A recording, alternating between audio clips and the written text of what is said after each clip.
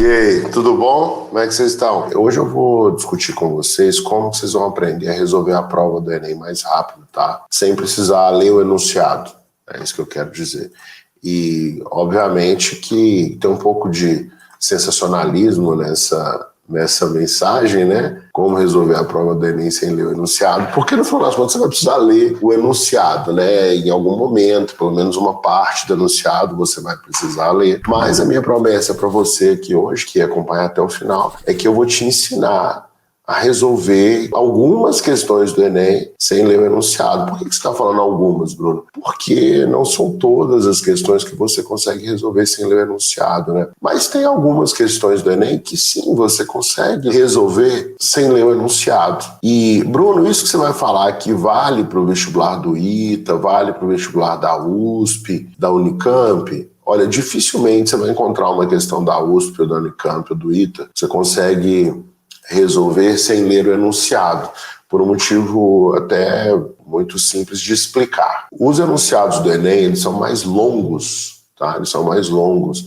Então tem muita informação que deveria ser utilizada para contextualização, que no final das contas é uma informação que você não vai usar para nada, né, para resolver o exercício. Acaba sendo uma informação assim, de conhecimentos gerais. Você vê a informação e aprende um pouco, né? Por exemplo, vamos supor que cai uma notícia sobre doenças típicas do Brasil, né? Cai uma questão sobre doenças típicas do Brasil. Então, o que o enunciado vai fazer? Ele vai te dar lá um texto extraído de algum jornal ou uma revista, falando sobre a dengue, por exemplo, né? Os efeitos da dengue, a história da dengue, o que a dengue, como que funciona e tal, não sei o quê. E vai te perguntar, por exemplo, assim, quais são, entre os métodos listados abaixo para combater doenças transmissíveis por mosquitos, qual deles não se aplica ao combate à dengue? Aí você vai ter lá algumas alternativas, ou seja, só essa pergunta já é suficiente para a gente conseguir resolver a questão, né? Então você vai encontrar algumas questões assim no Enem, tá? São todas? Não, são muitas. O Enem tem muitas questões, né? O Enem tem 180 questões, então se você encontrar 10% das questões, já são 18 questões assim que você não precisa ler enunciado, né? Mas geralmente tem mais, tá? Na prova de matemática e na prova de ciência da natureza, principalmente, tem muito mais do que 10% das questões, tá? Eu separei duas questões do Enem que a gente vai resolver aqui praticamente sem ler o enunciado. E aí, enfim, vai ficar mais claro para você, né, como que funciona. Antes da gente começar aqui, eu queria te pedir um favor. Eu queria te pedir para você curtir o vídeo, né, que você está assistindo. Não tem problema se você está ao vivo, se você está gravado, mas curte esse vídeo, por quê? Porque quando você curte esse vídeo, você patrocina esse conteúdo para mais pessoas, né? Mais pessoas vão receber. Aí, então, você faz isso, compartilha esse vídeo com outras pessoas que você conhece, né? Curte o vídeo para você receber mais material assim, se você está vendo gravado, né? A gente avisa o pessoal sobre as lives, né? Quem está na nossa lista de e-mails, né? Que recebe lá o resumo da semana com todo o conteúdo que foi postado. Quem segue a gente no Instagram recebe os avisos das lives, enfim. A gente tem muito canal para avisar você que essa live acontece, tá? Então vamos lá, vamos falar um pouquinho do nosso trabalho aqui, né?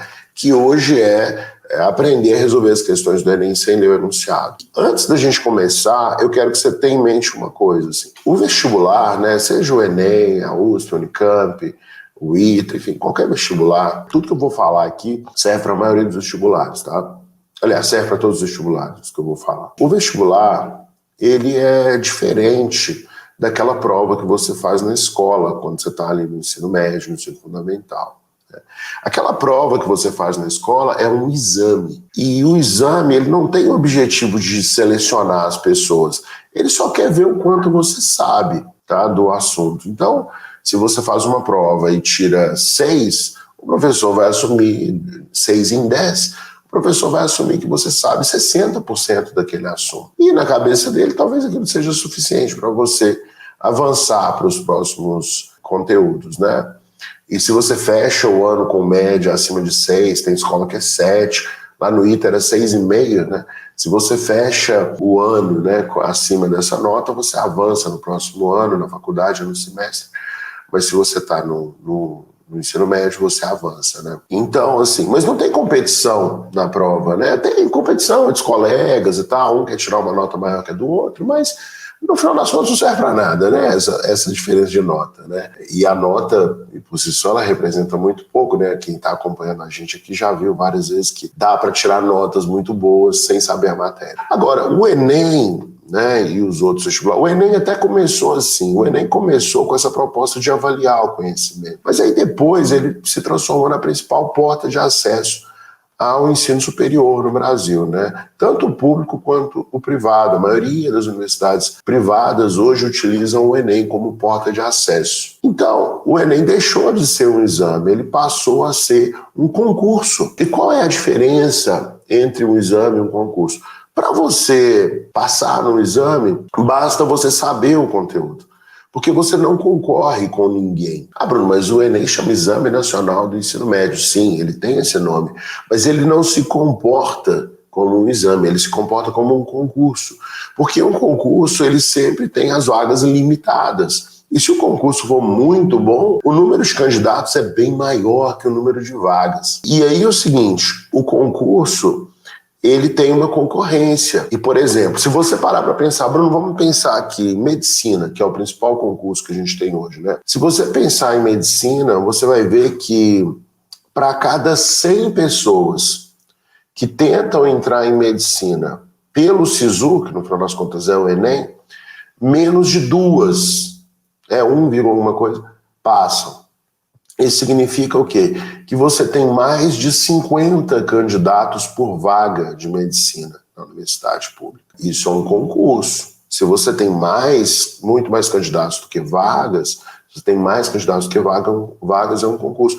Então, assim, no SISU, pegando informação do último SISU, né, do SISU de 2019, que a pessoa entrar na faculdade em 2020, a concorrência para medicina era mais de 50 por vaga. Então, é difícil passar, né? Agora, Bruno, como que eu faço para estar entre cada 50 pessoas, né, eu conquistar a minha vaga? Como que eu faço para eu conquistar a minha vaga?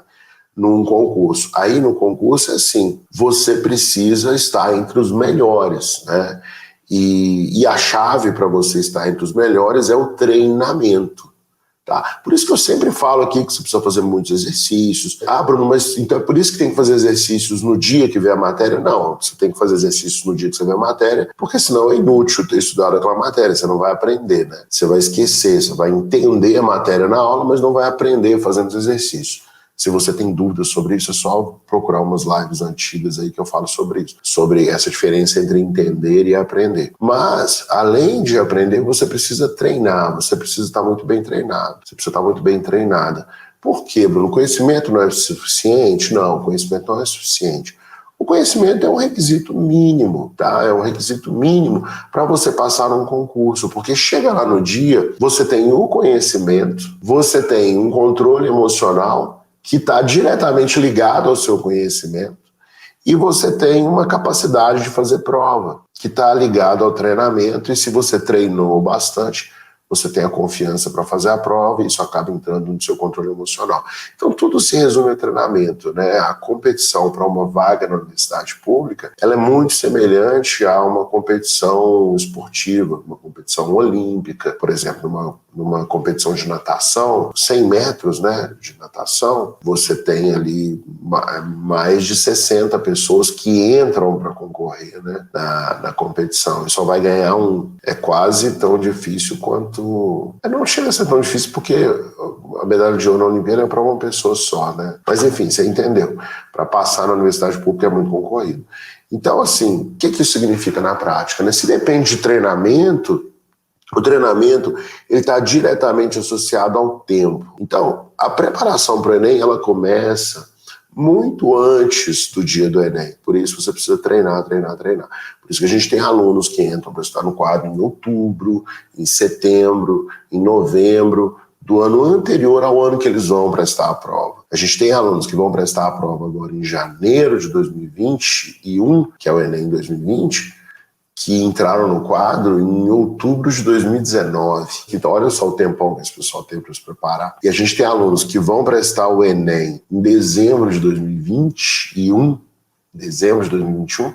que já estão estudando no quadro agora, né? Muitos de vocês estão aqui, né? Mas assim, dito isso, né? Dito que o Enem é um concurso que você tem que começar a se preparar antes, né? Então assim, Bruno, por que a gente deve saber resolver as questões do Enem sem precisar ler o enunciado? Porque o Enem é um concurso, né? E concurso é diferente de exame. Segundo Darwin, né? Isso aí a Lucimara, que é bióloga, sempre me corrige, segundo Darwin, num processo de seleção natural, vai sobreviver, vai vencer aquele que já está mais adaptado. Não é a pessoa que se adapta mais fácil, é quem já está adaptado. Então, quando você chegar lá na prova, você não vai vencer se você entender o que está na prova naquela hora. Não vai acontecer isso. Nossa, mas se foi, né, você não vai vencer. É porque, assim, quem me acompanha aqui sabe que eu sou muito pragmático, muito direto, né? Então, eu não vou enrolar, né? Então, não vai passar mesmo se não souber, não tiver treinado ali para fazer a prova, não tiver muito treinamento. Bárbara, tem um colega que nunca fez, sim, mas são raríssimas exceções, né? A gente está falando de pessoas normais, como você, como eu, né? Pessoas normais. Então, você precisa estar adaptado, você precisa estar adaptado à prova, né? Isso você vai conseguir com treinamento, né? Bruno, por que mais que eu devo saber resolver as questões sem precisar ler o enunciado? O Enem, né, como eu já disse, ele tem enunciados muito longos. E se você tiver que ler todos os enunciados do Enem, do início ao fim, ou você está lendo muito rápido, sei lá, lê muito mais rápido que a média, ou você vai ter dificuldade em fazer a prova no tempo determinado. Não vai ter tempo para você fazer a prova, se você tiver que ler todos os enunciados, né? E assim, por que isso, Bruno? Porque assim, tem questões do Enem que são fáceis, tem questões que são médias, questões que são difíceis, né? E questões que são fáceis para todo mundo. E essas questões que são fáceis para todo mundo, geralmente elas são bem diretas. O enunciado está ali uma grande parte do enunciado está ali praticamente de enfeite. Se você já matar essas questões fáceis, aí você vai mandar bem, né? Inclusive, tem um negócio que é o seguinte: se você estiver ali fazendo a prova do Enem, e aí na prova do Enem vai ter questões fáceis e questões difíceis. Vamos supor que tem 10 questões fáceis e 10 difíceis. Aí você acerta 8 fáceis e 2 difíceis. Você acertou 10. E aí tem o seu colega que acertou 2 fáceis e 8 difíceis. Isso não faz sentido, né? A pessoa acertar poucas questões fáceis e muitas difíceis não faz sentido, não é coerente. O que faz mais sentido é acertar as fáceis e algumas difíceis. Então o que o Enem faz? Ele pega 2 pessoas que acertaram o mesmo número de questões. Um acertou 8 fáceis e 2 difíceis. O outro acertou 2 fáceis e 8 difíceis. Ele não dá a maior nota para aquele que acertou as 8 difíceis, porque aquilo não é coerente. Ele entende que a pessoa chutou algumas daquelas questões, entendeu? Então tem o lance da coerência. O Enem vai dar a nota para quem foi mais coerente, para quem ele acha que não chutou. Então você precisa aprender a identificar essas questões fáceis, até para você não sofrer penalizações na TRI, que entra nas questões de múltipla escolha, né? Pensa só comigo. Imagina que tem 10 fáceis e 10 difíceis. E você investiu tempo para fazer as 10 fáceis e conseguiu acertar 2 difíceis. As outras você vai chutar. A chance de você acertar uma questão no chute independe dela ser fácil ou difícil. Então, se você acertou as fáceis e tem que chutar só as difíceis, a chance de você ter coerência no Enem é maior do que uma pessoa que acertou as difíceis e tem que chutar as fáceis, porque ele considerou que todas as questões são iguais, porque ele leu todos os enunciados de todas as questões. Então é importante você ter essa noção aí no Enem, tá? Então vamos lá. Por que eu devo saber resolver as questões do Enem sem precisar ler o enunciado? Porque o Enem é um concurso e você precisa ganhar tempo, né? A prova é muito longa. Se você deixar para ler todos os enunciados, você dificilmente vai conseguir terminar a prova no tempo necessário, no tempo disponível, porque não dá tempo de ler tudo. E você pode deixar para chutar só as questões difíceis, porque as fáceis você vai acertar. E tem outra coisa, quando você está fazendo uma prova e começa a acertar as questões, você ganha muita confiança, né? Muito mais confiança. E lembrando, você está chegando aqui, se você está assistindo esse vídeo e tal, e pô, cheguei agora Isso já aconteceu, manda sua pergunta aí, deixa nos comentários que a gente vai responder. Os próprios alunos respondem, todo mundo responde, a gente é uma comunidade aqui muito animada, tá? Mas vamos lá, como que você vai resolver as questões sem você precisar ler o enunciado? Bruno, mas você falou que eu vou ter que ler o enunciado. Sim, você vai ter que ler o enunciado, mas não são todas as questões que você precisa ler o enunciado, e mesmo as questões que você tem que ler o enunciado, você não precisa ler o enunciado completo. Toda questão tem uma estrutura muito bem definida. Você pode começar a dividir essa estrutura em dois. Toda questão do Enem tem enunciado e alternativas. E no Enem, as alternativas têm algumas regras, né? Então, geralmente elas vêm em ordem crescente, quando é uma alternativa de exatas. O Enem não gosta de colocar pegadinha. O Enem, muitas vezes, ele espaça muito a ordem de grandeza das alternativas. Isso facilita muito a resolução. A gente já falou sobre resolução de questões, técnicas de resoluções de questões. Então, assim, o Enem é muito bacana para fazer a prova. Ele quer que você acerte a questão. Então, ele não vai ficar te enviesando para você errar, não, tá? Via de regra, ele não tem pegadinha, não. A não ser que você faça alguma coisa errada. Tem gente que fala que é pegadinha, mas não é pegadinha, tá? Toda questão tem o enunciado e as alternativas. Já falei das alternativas, são muito bacanas. O enunciado tem um comando. O que é um comando no enunciado? É quando ele te pergunta: calcule a idade do filho de João Francisco. Quanto tempo ele vai demorar para ir da cidade A até a cidade B? Dos métodos listados abaixo, qual é o melhor para tratamento da água de esgoto na etapa X? Das substâncias abaixo, qual delas apresenta o maior ponto de ebulição? Ele te dá um comando, é uma pergunta. E aí, tem dois jeitos de você resolver uma questão. Tem o jeito errado e o jeito certo. Por que um jeito é errado, por que um jeito é certo?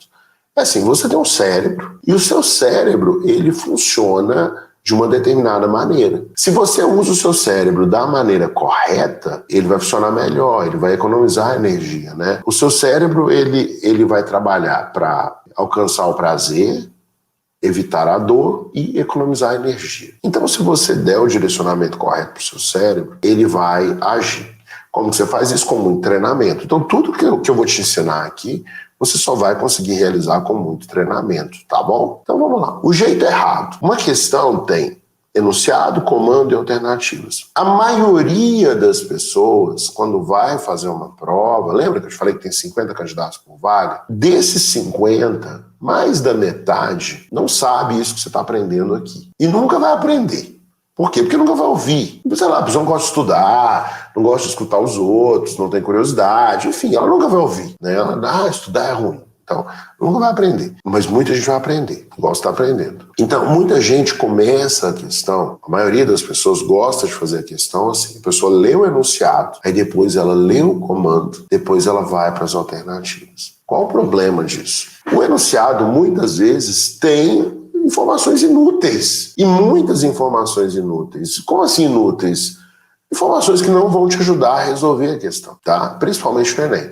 E quando o enunciado é grande e a pessoa vai lendo, ela vai lendo aquele monte de informações. Quando ela chega no comando, muitas vezes ela já esqueceu o que ela leu no enunciado. E esse fato de esquecer o que leu no enunciado cria na pessoa uma insegurança que faz ela querer ler o enunciado de novo, sem necessidade. Aí ela lê o enunciado e lê o comando. Quando ela lê o comando, ela fala: por que falou no enunciado mesmo? Aí ela vai lá e volta no enunciado, encontra alguma coisa que faz sentido e ela já começa a resolver o problema. E aí ela começa a resolver o problema sem saber quais são as alternativas. Porque às vezes ela pode ter algumas alternativas ali que ajudam a resolver o problema e ajudam a entender o enunciado. Então, o fato de ler o enunciado para depois ler o comando induz a pessoa a resolver o problema sem conhecimento das alternativas. E às vezes o enunciado tem uma figura muito complexa, muito grande, uma tabela cheia de dados, né? O Enem tem isso, né? Tabelas com 4, 5 colunas, né? Enfim, gráficos. E a pessoa olha para aquilo, que é um negócio que ela não está acostumada, e ela fica: poxa, essa questão é difícil. Então ela fica nessa luta com a questão e perde muito tempo. Então por isso que não é bom você começar a resolver uma questão lendo o enunciado. Já a pessoa que faz da maneira correta, ela faz de outro jeito. Como que uma pessoa começa a resolver uma questão da maneira correta? Ela começa pelo comando da questão. Depois, ela vai ler as alternativas. Depois, ela vai ler o enunciado. Por que que isso é bom? Lembra que você estudou, né? Para chegar na prova. Você que está aqui, você está estudando. Aí você chegou lá na prova, depois de ter estudado bastante, 1 ano, 6 meses, você tem um monte de conhecimento na sua cabeça. Então, quando alguém fala com você assim, atração no fio, você lembra que você assistiu aulas lá de dinâmica, você fez exercícios de dinâmica, de leis de Newton, que tinha atração. Então, quando alguém fala assim, calcule a atração na corda que o menino está puxando para levantar a caixa de sorvete. Tá levantando uma caixa de sorvete, puxando uma corda, né? Viajei aqui, mas enfim. Levantar o caixote. Você pensa assim, poxa, eu já vi problemas assim, problemas que tinham tração no fio. Por quê? Porque você já viu. Então, quando você lê o comando do enunciado, você já diz para o seu cérebro onde ele tem que começar a procurar a solução para o problema. Como o Enem não tem pegadinha, então ele vai te jogar no lugar certo. Então, você só calcule a tração e vai te... imagina só, tem uma figura super complexa, a história tem... Olha só, o enunciado, pensa nesse enunciado. Ocorreram deslizamentos de terra, acontece todo ano, acontece nessa época, deslizamentos de terra, várias pessoas perdem suas casas, não sei o quê, não sei o quê, não sei o quê, não sei o quê. E aí tem uma história de um rapaz que resolveu ajudar e ele estava mas ele era muito fraquinho, então para ajudar ele resolveu montar um sistema com uma roldana, pendurou nessa roldana uma corda, e aí ele colocou um sistema com 3 roldanas e pendurou nessas 3 roldanas uma corda, e a roldana era assim, aí te mostra uma foto do sistema de 3 roldanas, e aí ele fez força, ele salvou, não sei o que, não sei o que lá, não sei o que, não sei o que, não sei o que, não sei o que. Se o menino tivesse que puxar a corda sem a roldana, qual seria a tração no fio? Te dá a massa, né, sabendo que ele puxou uma geladeira que pesava 60 quilos, e ele, um menino de 13 anos, muito fraquinho, usou uma roldana. Se ele tivesse que puxar a corda sem a roldana, qual seria a força? Qual seria a tração que a corda deveria aguentar? Aí beleza, 600 newtons. Só precisava saber disso. Olhar o peso, achar o enunciado. Mas não, se você está lendo o enunciado do início, aí você tem que saber um monte de coisa, né? Você vai ler a história e tal. Mas se você ler o comando, qual é a tração do fio que ele teria que usar para puxar a corda? Deveria ser a tração da corda, a tração que a corda aguenta, para ele puxar o fio sem a corda arrebentar, para ele puxar a geladeira. Aí o seu cérebro entende que tem um problema sobre tração, ele entende que não tem problema com roldana, e já vai para o enunciado procurando a massa que o menino tem que puxar. Por quê? Porque você já fez muito isso, então você treinou. Então, a partir do enunciado, o cérebro já aciona a região do seu cérebro onde está o conhecimento associado àquela questão. Só nesse processo você já vai poder eliminar algumas alternativas que são absurdas. Então, valores fora da realidade, né? Sei lá, faz de conta que ele dá que a tração, você sabe que ele está levantando uma geladeira, né? E ele dá que a tração que a corda tem que aguentar é de 1 milhão de newtons. Isso aqui é mentira, né? Aí ele te dá uma resposta em quilogramas, você sabe, não, é newtons. Então você já elimina uma alternativa que a unidade é ruim. Eu falei do 1 milhão, né? 1 newton. Poxa, se a geladeira tem 60 quilos, 1 newton, a corda não tem roldana, não tem como reduzir. Então você já vai eliminando por ordem de grandeza. E aí, quando você for ler o enunciado, já é mais objetivo. Você não precisa preocupar tanto, entendeu? Então por isso que você tem que começar a ler o comando da questão. Bruno, tem como você fazer um exemplo para nós? Tenho, com certeza. Fala aí, quem está aqui e quer passar na universidade pública, não quer perder mais tempo, fala assim, eu quero estar entre os 2%. Por que 2%? Porque se tem uma vaga para cada 50, então tem 2 vagas para cada 100. Então são só 2% que vão passar. Mas vamos lá, eu tenho aqui uma questão que eu vou mostrar para vocês agora. Vamos lá, olha só. Isso aqui é uma questão do Enem.